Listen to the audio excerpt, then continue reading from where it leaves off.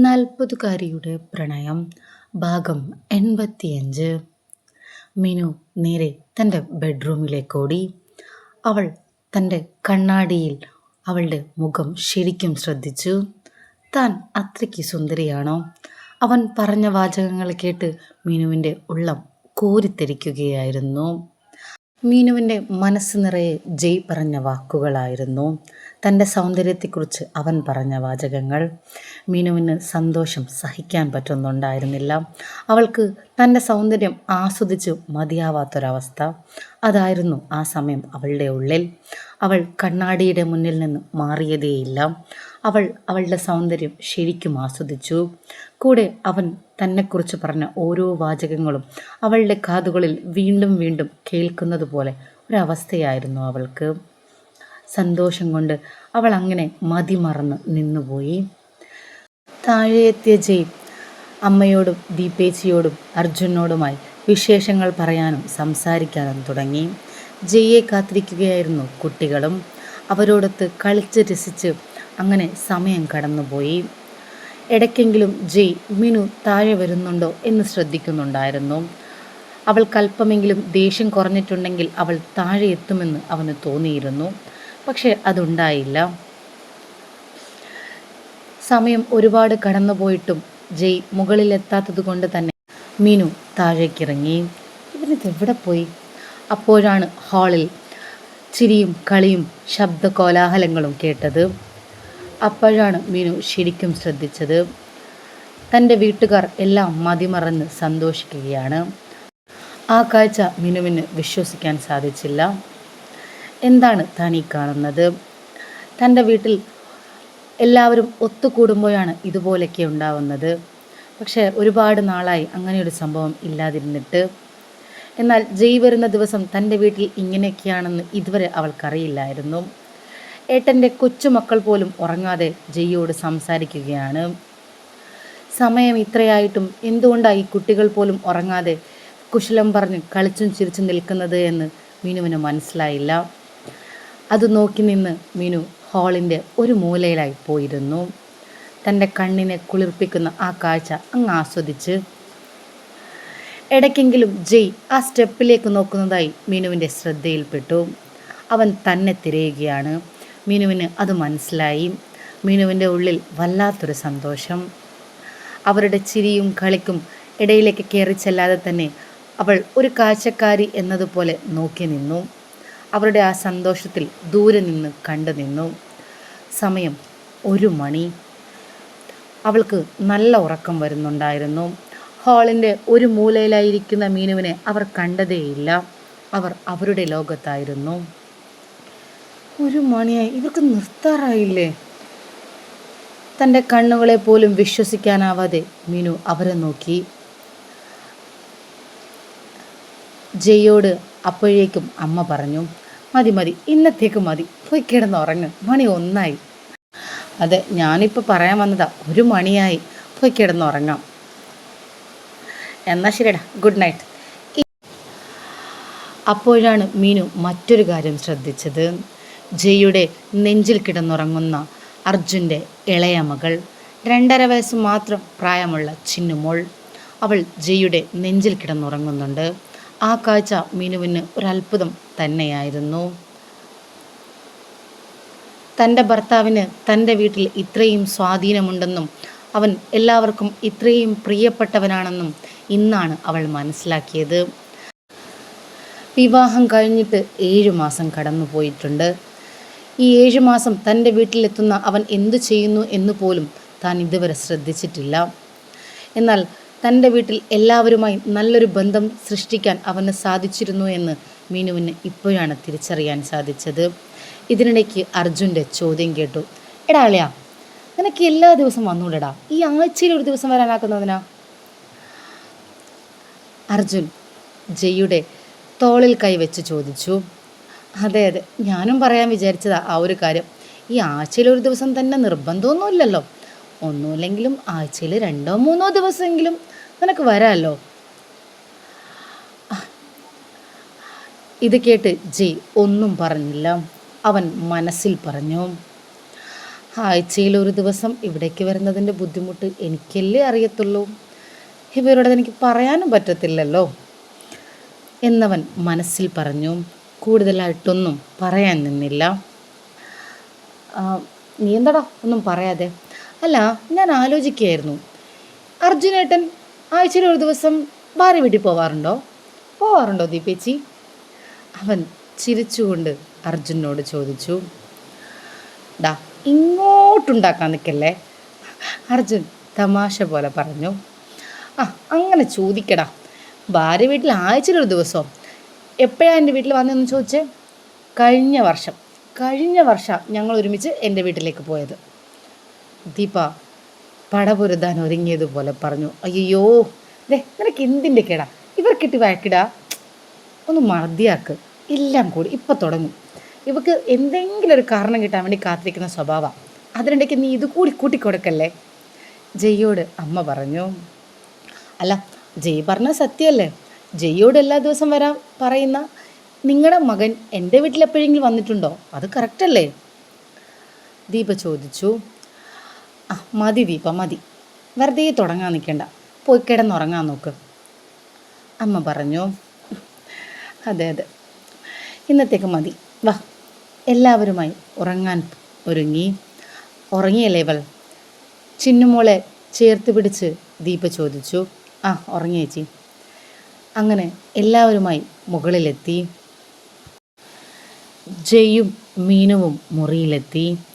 തൻ്റെ പുറകിൽ മീനുവുണ്ടെന്ന് ജയ് ശ്രദ്ധിച്ചില്ലായിരുന്നു. ബെഡ്റൂമിൽ മീനുവിനെ കാണാതെ ജയ് ശരിക്കും നോക്കിയപ്പോഴാണ് പുറകിൽ നിൽക്കുന്ന മീനുവിനെ കണ്ടത്. താൻ ഇവിടെ ഉണ്ടായിരുന്നോ? കണ്ടയുടൻ ജയ് ചോദിച്ചു. ഞാൻ പുറകിൽ തന്നെ ഉണ്ടായിരുന്നു എന്നവൾ മറുപടിയും പറഞ്ഞു. താൻ എൻ്റെ വീട്ടിൽ ഇങ്ങനെയൊക്കെയാണെന്ന് ഇന്നാ ഞാൻ മനസ്സിലാക്കിയത്, ജയോടായി മീനു പറഞ്ഞു. എങ്ങനെയൊക്കെയാണെന്ന്? അല്ല, എൻ്റെ വീട്ടുകാരുമായിട്ട് തനിക്ക് ഇത്രയും നല്ലൊരു ബന്ധമുണ്ടെന്ന് എനിക്കിന്നാ മനസ്സിലായത്, ചിരിച്ചുകൊണ്ട് മീനു പറഞ്ഞു. ആഴ്ചയിലൊരു ദിവസം ഇവിടേക്ക് വരാൻ തോന്നുന്ന ഒരു ഘടകം അത് മാത്രമാണ്, അല്ലാതെ പിന്നെ ആരെങ്കിലും ഇങ്ങോട്ട് വരുമോ? ജയ് ചിരിച്ചുകൊണ്ട് തന്നെയാണ് മീനുവിന് മറുപടി നൽകിയത്. അതെന്താ അങ്ങനെ പറഞ്ഞേ? എങ്ങനെ? അല്ല, ഒന്നുമില്ല. എന്താ? അല്ല, അർജുനേട്ടൻ ചോദിക്കുന്ന കേട്ടു, ഈ ആഴ്ചയിൽ ഒരു ദിവസം എന്നുള്ളത് എല്ലാ ദിവസവും വന്നുകൂടെയെന്ന്. മീനു ആ ചോദ്യം ഒരിക്കൽ കൂടി ജയ്യോട് ചോദിച്ചു. ആഴ്ചയിൽ ഒരു ദിവസം വരുന്നതിൻ്റെ ബുദ്ധിമുട്ട് എനിക്കല്ലേ അറിയുള്ളൂ, പിന്നെ കാരണം അർജുനോടനോട് പറയാനൊന്നും പറ്റില്ലല്ലോ, അതുകൊണ്ടാണ് പറയാതിരുന്നത്. മനസ്സിലായില്ല, എന്ത് ബുദ്ധിമുട്ടെന്ന് മീനു ചോദിച്ചു. പിന്നെ ഈ ബെഡ്റൂം എനിക്കൊരു ജയിലറയാണെന്ന് അർജുനോട് പറയാൻ പറ്റുമോ എനിക്ക്? ജയ് ചിരിച്ചുകൊണ്ടാണ് അതും മീനുവിനോട് പറഞ്ഞത്. അതിൻ്റെ അർത്ഥം അവൾക്ക് മനസ്സിലായില്ല. മീനു വീണ്ടും ജയ്യോട് ചോദിച്ചു. ഇതിലെന്താ മനസ്സിലാക്കാനുള്ളത്? എൻ്റെ സ്വാതന്ത്ര്യത്തെ പണയപ്പെടുത്തിക്കൊണ്ടുള്ള ഈ ഉറക്കം, അത് പിന്നെ ജയിലിനേക്കാളും കഷ്ടമുള്ളൊരു കാര്യമല്ലേ. ജയിലിൽ കിടക്കുന്നവർക്ക് കയ്യും കാലും ചലിപ്പിക്കാനുള്ള അവകാശമുണ്ട്, എനിക്ക് അതുപോലും ഇല്ലല്ലോ. എന്നിട്ടും ഞാൻ ആഴ്ചയിലെടുത്ത തവണ ഇങ്ങോട്ട് വരുന്നില്ലേ? ഈ ഒരു അവസ്ഥയിലാണ് കിടന്നുറങ്ങുന്നത് എന്നറിയാമായിരുന്നിട്ടും ഞാൻ വരുന്നില്ലേ? എല്ലാ ദിവസം വന്നുള്ള എൻ്റെ ഒരു അവസ്ഥ എനിക്ക് ഭ്രാന്തായി പോവും. സ്വാതന്ത്ര്യം പോലും ഇല്ലാതെ ഉറങ്ങാൻ പറ്റുമോ ആർക്കെങ്കിലും? ജയ് മീനുവിനോട് സംസാരിച്ചത് മുഴുവൻ പരാതി പോലെ ആയിരുന്നില്ല. അവൻ ചിരിച്ചുകൊണ്ട് വളരെ കൂളായിട്ടാണ് അക്കാര്യം പറഞ്ഞത്. പക്ഷേ മീനുവിന് അതങ്ങനെയായിരുന്നില്ല. അവൻ പറഞ്ഞ ഓരോ വാചകങ്ങളും മീനുവിൻ്റെ മനസ്സിൽ തറച്ചു. അവൾ ചെയ്തത് എത്ര വലിയ തെറ്റാണെന്ന് അവൾക്ക് മനസ്സിലായി. അവൻ്റെ ഉള്ളിൽ ആ തെറ്റിൻ്റെ വേദനയുണ്ടെന്നും അവൾക്ക് തിരിച്ചറിയാൻ പറ്റി. പക്ഷെ അതൊന്നും വലിയ കാര്യമായി എടുക്കാത്ത രീതിയിലുള്ള അവൻ്റെ സംസാരമാണ് അവളെ ഏറെ വേദനിപ്പിച്ചതും. അതിൻ്റെ പേരിൽ തന്നെ കുറ്റപ്പെടുത്തിയതല്ല അവൻ, അതൊരു പരാതിയായിട്ടും അവൻ പറഞ്ഞതല്ല. അവൻ വളരെ സാധാരണ സംഭാഷണം പോലെയാണ് അത് പറഞ്ഞത്. അത് മീനുവിനെ ഏറെ വേദനിപ്പിച്ചു. അവൾ ഒന്നും മിണ്ടിയില്ല. എന്തായാലും നല്ല ക്ഷീണം, എന്നാൽ പിന്നെ കിടക്കാം അല്ലേ, ജയ് മീനുവിനോടായി പറഞ്ഞു. അതിനും അവൾ ഒന്നും മിണ്ടിയില്ല. കാരണം അവൾക്ക് അത്രയും മനസ്സ് വേദനിച്ചിരിക്കുകയായിരുന്നു. കിടക്കാൻ ബെഡിലിരുന്നതിന് ശേഷം അവൻ മീനുവിന് നേരെ 2 കൈയും നീട്ടി. എന്താ? തൻ്റെ നേരെ 2 കൈയും നീട്ടിയ ജയോടായി മീനു ചോദിച്ചു.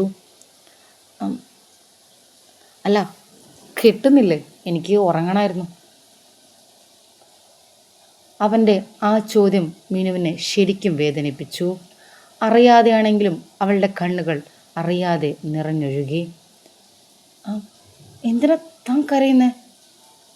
അത് കണ്ടപ്പോഴാണ് ജയ്ക്ക് എന്തോ പോലെ. അല്ല, കരയാൻ മാത്രം ഇപ്പം ഞാൻ പറഞ്ഞില്ലല്ലോ. ഒഴുകിയ കണ്ണുനീർ പെട്ടെന്ന് കൈകൊണ്ട് തുടച്ചുകൊണ്ട് അവൾ പറഞ്ഞു. Sorry, I'm really sorry. സോറിയോ? തന്നെ കരയുന്നേ? എനിക്ക് മനസ്സിലായില്ല. ഞാൻ ഓർത്തില്ല ഞാൻ തന്നെ ഇത്രയ്ക്ക് വേദനിപ്പിക്കുന്നുണ്ടെന്ന്. ആ സമയത്ത് ഒരു പരിചയമില്ലാത്ത ഒരാളെ എങ്ങനെയാ ഒരു മുറിയിൽ, അത് ആ ഭയം കൊണ്ടാണ് ഞാൻ അങ്ങനെയൊക്കെ ചെയ്തത്. I M really sorry. അല്ല, എന്തിനാ ഇപ്പം സോറി പറയുന്നേ? ഇല്ല, ഞാനിനൊന്നും ചെയ്യില്ല. എങ്ങനെ ചെയ്യില്ലെന്ന്? തൻ്റെ കൈയും കാലൊന്നും ഞാൻ കെട്ടിയിടില്ല.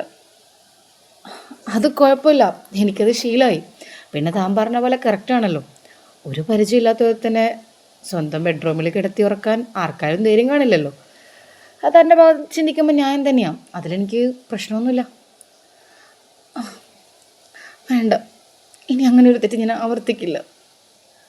ഏയ് കുഴപ്പമില്ലടോ, എനിക്കത് ശീലമായി. തന്നെയല്ലേ ഉറങ്ങുന്നുള്ളേ, അതെനിക്ക് ശീലമായി, കുഴപ്പമില്ല. അവൻ അപ്പോഴും ചിരിച്ചുകൊണ്ട് തന്നെ പറഞ്ഞു. താൻ കണ്ണീർ മതിയാക്ക്, എനിക്ക് നിന്നെ വിശ്വാസം. മീനു ജയുടെ കണ്ണിൽ നോക്കി പറഞ്ഞു. അവൻ ഒരല്പനേരം അവളെ നോക്കി നിന്നു. ഞാൻ പറഞ്ഞ സത്യ? ഇല്ല, എനിക്ക് വിശ്വാസം. ഇനി ഞാൻ തൻ്റെ കൈയും കാലം കെട്ടിയിട്ടില്ല. എടോ, എനിക്കത് കുഴപ്പമില്ല, എനിക്കത് ശീലമായി. അവൻ വീണ്ടും പറഞ്ഞു. വേണ്ട പ്ലീസ്, ഐ എം സോറി. അതെന്താ ഇങ്ങനെ കരയുന്നെന്തിനാ? തനിക്ക് എന്താ ഇങ്ങനെ പെട്ടെന്ന് കരയുക, പെട്ടെന്ന് ദേഷ്യം വരിക? വല്ലാത്തൊരു സ്വഭാവം തന്നെ തൻ്റെ. ജയ് ചിരിച്ചുകൊണ്ട് പറഞ്ഞു. മീനു ജയുടെ കണ്ണിൽ നോക്കിയിട്ടും തന്നെ വിശ്വാസമാണെന്ന് പറഞ്ഞപ്പോൾ മീനുവിൻ്റെ ഉള്ളിൽ തന്നോട് പ്രണയമുണ്ടെന്ന് ഒരിക്കലും ജയ്ക്ക് മനസ്സിലായില്ല. അതിൻ്റെ അർത്ഥവും അവന് തിരിച്ചറിയാൻ സാധിച്ചില്ല. എന്നാൽ ശരി, ഗുഡ് നൈറ്റ്. കൂടുതലൊന്നും പറയാൻ നിൽക്കാതെ അവൻ കിടക്കാനൊരുങ്ങി. അല്ല, ഉറങ്ങാണോ? മീനു ചോദിച്ചു. ഉറങ്ങാതെ പിന്നെന്താ, മണി 1 ജയ് മീനുവിനോടായി ചോദിച്ചു. അല്ലാതെ ഒന്നുമില്ല. എന്താ കാര്യം പറയേ? ജയ് വീണ്ടും ചോദിച്ചു. അല്ല,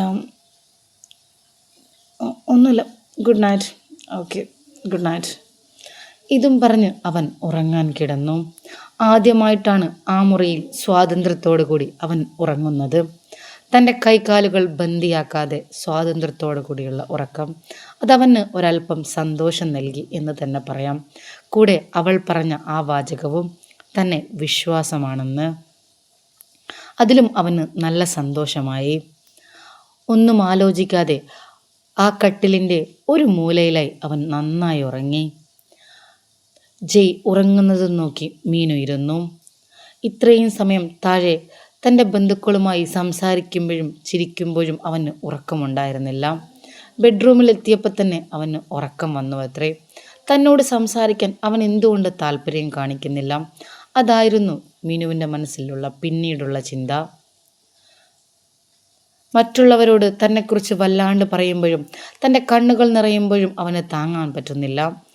അങ്ങനെയുള്ളവൻ എന്തുകൊണ്ടാണ് തന്നോട് സംസാരിക്കാൻ താല്പര്യം കാണിക്കാത്തത്? മീനുവിൻ്റെ മനസ്സിൽ വീണ്ടും വീണ്ടും ആ ചോദ്യം ചോദിച്ചുകൊണ്ടേയിരുന്നു. ഉറങ്ങുന്ന ജയ്യെയും നോക്കി അവൾ അങ്ങനെ ഇരുന്നു. എപ്പോഴോ ഉറങ്ങിപ്പോയി. നേരം വെളുത്തപ്പോൾ അമ്മയാണ് മീനുവിനെ വിളിച്ചുണർത്തിയത്. നീ ഇന്ന് ഹോസ്പിറ്റലിൽ പോകുന്നില്ലേ? ആ, സമയമായോ? ആ, സമയമായി. ഇതും പറഞ്ഞ് അമ്മ അവൾക്ക് ബെഡ് കോഫിയും നൽകി തിരിച്ചുപോയി. അപ്പോഴാണ് ബെഡിൽ ജയ് ഇല്ല എന്ന് മീനു ശ്രദ്ധിച്ചത്. അമ്മേ, അവൾ വിളിച്ചു. ആ, എന്താ? അവൻ പോയോ? അമ്മയോടായി മീനു ചോദിച്ചു. ആ, അവൻ എപ്പോഴും പോകുന്ന പോലെ പോയല്ലോ. എന്തേ? അമ്മ മീനുവിനോട് ചോദിച്ചു. അവൾ മറുപടിയൊന്നും പറഞ്ഞില്ല. വരുമ്പോഴുള്ള ശീലം മാറ്റിയതുപോലെ പോകുമ്പോഴുള്ള ശീലവും മാറ്റിക്കൊടുക്ക്. ചിരിച്ചുകൊണ്ട് അതും പറഞ്ഞ് അമ്മ അവിടെ നിന്നിറങ്ങി. പോകുമ്പോൾ ഇവരൊന്ന് പറഞ്ഞു പൊയ്ക്കൂടെ? എന്തോ ഒരു സാധനം ഇവൻ. എന്നോടൊന്നും പറയില്ല. ഞാനല്ലേ അവൻ്റെ ഭാര്യ. എനിക്ക് ആ ചോദ്യം വേണം ആദ്യം ചോദിക്കേണ്ടത്. ഞാനല്ലേ നിൻ്റെ ഭാര്യയാണ്. മീനു ദേഷ്യം കൊണ്ട് തന്നെ ഫോണെടുത്തു ജയ്യെ വിളിച്ചു. ജയ് ഫോൺ എടുത്തു. ഹലോ ഹലോ, നിനക്ക് പോകുമ്പോൾ ഒന്ന് പറഞ്ഞു പൊയ്ക്കൂടെ? ദേഷ്യത്തിൽ തന്നെ മീനു ചോദിച്ചു. എന്ത്? നിനക്ക് പോകുമ്പോൾ ഒന്ന് പറഞ്ഞു പൊയ്ക്കൂടേന്ന്. ആരോട്? എന്നോട്. അതിന് താൻ ഉറങ്ങുമായിരുന്നില്ലേ? ഉറങ്ങുമ്പോൾ ഒന്ന് വിളിച്ചാൽ എന്താ? ഉറങ്ങുന്ന വ്യക്തിയെ വിളിച്ചിട്ട് ഞാൻ പോകുന്നു എന്ന് പറയേണ്ട ആവശ്യം എന്താ? ഭർത്താക്കന്മാർ പോകുമ്പോൾ അങ്ങനെയാ ചെയ്യേണ്ടത്. ഓ, അങ്ങനെ. രാവിലെ തന്നെ അമ്മയുടെ ഉപദേശം കിട്ടിക്കാണും അല്ലേ? ചിരിച്ചുകൊണ്ട് ജയ് ചോദിച്ചു. അതിന് അവൾ മറുപടിയൊന്നും പറഞ്ഞില്ല. എൻ്റെ മീനു, നീ വീട്ടുകാരെ കാണിക്കാൻ വേണ്ടി ഇങ്ങനെ കഷ്ടപ്പെടേണ്ട ഒരാവശ്യവുമില്ല, അവൻ ചിരിച്ചുകൊണ്ട് പറഞ്ഞു. എന്ത്? നീ അമ്മയുടെ മുന്നിൽ നല്ല ഭാര്യയാണെന്ന് കാണിക്കാനുള്ള അഭിനയമാണ് ചെയ്ത് വെക്കുന്നതെന്ന് എനിക്ക് മനസ്സിലായി. അതിൻ്റെ ഒന്നും ഒരാവശ്യമില്ല. എനിക്ക് വേണ്ടി ഫുഡ് ഉണ്ടാക്കുക, എന്നെ കാത്തിരിക്കുക. അയ്യോ, അമ്മയെ കാണിക്കാൻ വേണ്ടി ചെയ്ത് അവസാനം എന്നൊക്കെ വട്ടാവും കേട്ടോ. അതുകൊണ്ട് ഇങ്ങനെയുള്ള പരിപാടിക്കൊന്നും നിൽക്കാതിരിക്കുക. എനിക്കിതൊന്നും വിഷയമല്ല, മനസ്സിലായോ? ഇതും പറഞ്ഞ് ജയ് കോള് കട്ട് ചെയ്തു. അവൾ പറയുന്ന മറുപടി കേൾക്കാൻ പോലും അവൻ നിന്നില്ല. കോൾ കട്ട് ചെയ്ത ഉടൻ മീനു, ഇവൻ എന്തൊക്കെയായി പറയുന്നത്? ഞാൻ അമ്മയെ കാണിക്കാൻ വേണ്ടിയാണോ ഇത്രയൊക്കെ ചെയ്തതെന്നോ? നല്ല കാര്യമായി. അല്ലെങ്കിൽ ഇവനിങ്ങനെ എന്നെ അവിടെ മനസ്സിലാക്കാൻ ശ്രമിച്ചൂടെ? എനിക്കിവനെ മനസ്സിലാക്കാനേ പറ്റുന്നില്ല. എന്താ ഇപ്പം ചെയ്യാം? മീനു സ്വയം പിറുപിറുത്തു. ഈ ഭാഗം ഇഷ്ടമായാൽ ചാനൽ സബ്സ്ക്രൈബ് ചെയ്യാനും ലൈക്ക് ചെയ്യാനും കമൻറ്റ് ചെയ്യാനും മറക്കരുത്. അടുത്ത ഭാഗം ഉടൻ വരും.